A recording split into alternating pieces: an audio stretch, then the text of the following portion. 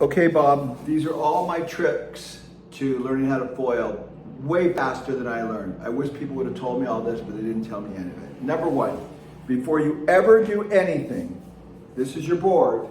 Before you ever put your kite on, you go out in the water and your foil's sticking out this way. You get used to handling it with your elbow like this, and you get it in position and get your feet in, and then switch it the other way. Do the same thing with the other hand. You need to be really good at handling the foil in the water and getting it in position so you can pop up. Don't do it with the kite. I wish I would have known that. Just practice in the water. When you get good at it, then put the kite on. Next step is, very important with your feet. You have your back strap and your front strap. Your foot's here. Put your foot in front of the back strap. But the key is to put it even a little bit more in front of the back strap so that when you pop up, it doesn't foil.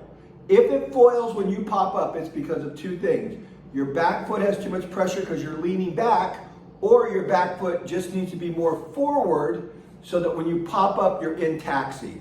Spend the first day just taxiing. Don't even worry about foiling. Just get used to having your feet in the right position, taxiing.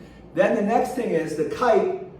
When you pop up, you always want to pop up straight up like this. You don't want to be leaning back. Up like this, okay? Straight up. The kite, for the most part, is going to be maybe at 11, 12 o'clock. It's going to be straight up. You don't need it very far. When you do pop up, make sure you're always visualizing popping up on top of the board, never leaning back. So you're just jumping. It's like boom, you're right on top of the board. When you do pop up with a kite, you swing the kite from here to there, not from here to there. It will pull you off the front of the board and make you way too fast. So it's always basically 11 o'clock to 1 o'clock or 1 o'clock to 11 o'clock. Very simple thing. Practice that motion. Better to start a little deeper here and go to there than to start here and go to there. Does that make sense? Start here, boom, pop up, taxi. Then the next thing is this. So you're in taxi now, and you want to go up on foil. You have two choices. You take this back foot and you scooch it back just a little bit. That could do it. Or you learn to pump the board. What I learned yesterday from Jerry is he said 60% of foiling is pumping the board. The energy is generated from you pumping the board. So I cannot emphasize how much you want to engage the board. When you want to come up on foil, pump it. Boom, boom, and you pop up a little bit. Now, the minute you start going too fast, lean forward and go back into taxi mode. Don't ever get way high up on foil and start going really fast, because that's when you're going to be jerked off the thing, pull your shoulder out like I pulled my shoulder out, and I know you did the same thing, so you don't want to do that. Always control your speed all the time.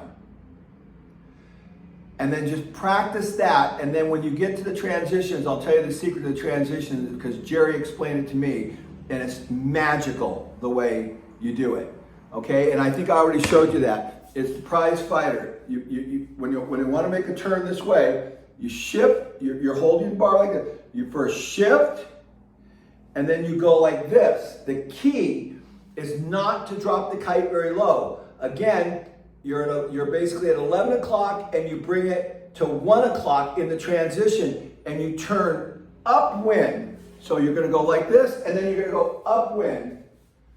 And then you slowly lower the kite as you need power. Do it in the taxi mode. That's what I'm doing. It works perfect.